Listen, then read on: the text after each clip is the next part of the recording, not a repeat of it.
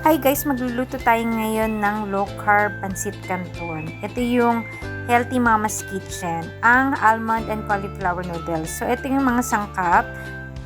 Simple lang, carrot, repolyo, ayan, bawang at konting baboy at syempre sibuyas. At syempre meron tayong Himalayan salt at less sodium na toyo at paminta. At canola oil ang gagamitin natin. At yan, pinainit ko na yung kawali. Ayan, kung paano lang lutuin yung pansit canton, ganun lang din yan. Mag-isa ng sibuyas, bawang. Bagay na bagay ito guys sa mga naglo-low carb. At yung matataas na sugar na kailangan low glycemic yung mga kakainin. So ayan, nilagay ko na yung baboy. Yan, niwa ko lang yan na maliliit. So gisa-gisa lang hanggang maging brown siya. So ang presyo pala ng isang pack na to, nasa 70 to 90 pesos yung noodles. So ayan, lagyan na natin ng likamki na less sodium. Medyo brown na yung ating baboy. Yan, stir fry nyo lang. Then, isunod nyo na yung carrots. Yung carrots kasi medyo gusto ko crunchy pa siya. Ayoko yung overcook. Then, lagyan nyo ng paminta. So, kayo na mag-adjust ng lasa. Ilagay natin ng sili. At ilagay na rin natin yung repolyo. Actually, isa lang yung sanang iluluto ko na pansit. Pero, akala ko magkukulang. Kaya, dalawang pakang ilalagay natin dyan. So, Himalayan salt ang gamit natin.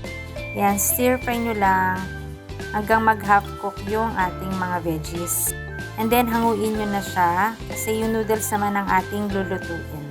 Kung nandito lang kayo guys at naaamoy nyo ang bango-bango, na-crave kasi ako dito. So, naglagay lang ako ng isang basong tubig. So, adjust nyo na rin. Yan, konting less sodium na soy sauce. Ayan, dalawa yung ilalagay natin kasi akala ko konti lang siya. Pero ang dami niya pala guys.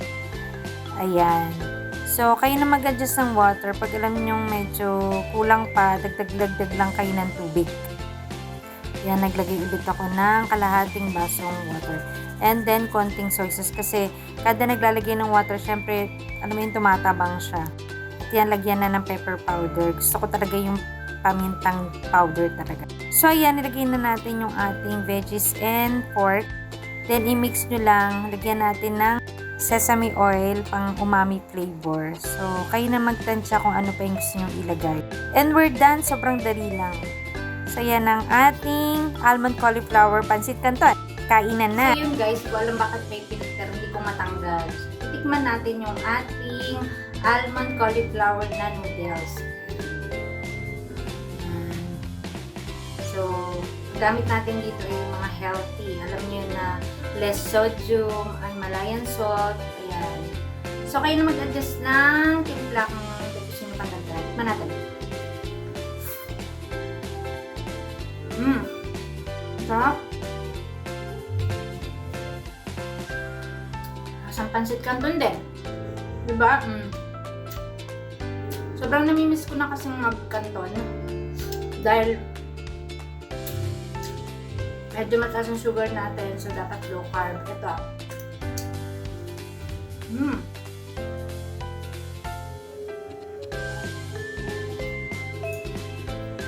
Highly recommended to. Highly recommended. Yan, bulol na. Ang sarap niya, promise.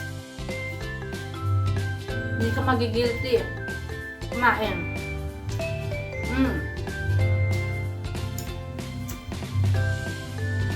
Dalawang pack yung ginamit ko. Isang pack kasya na pala. Ang dami na. Nasa ano lang siya. Gulo. 17.90 isang pack. Pero ang dami na. Pwede na siyang panghanda.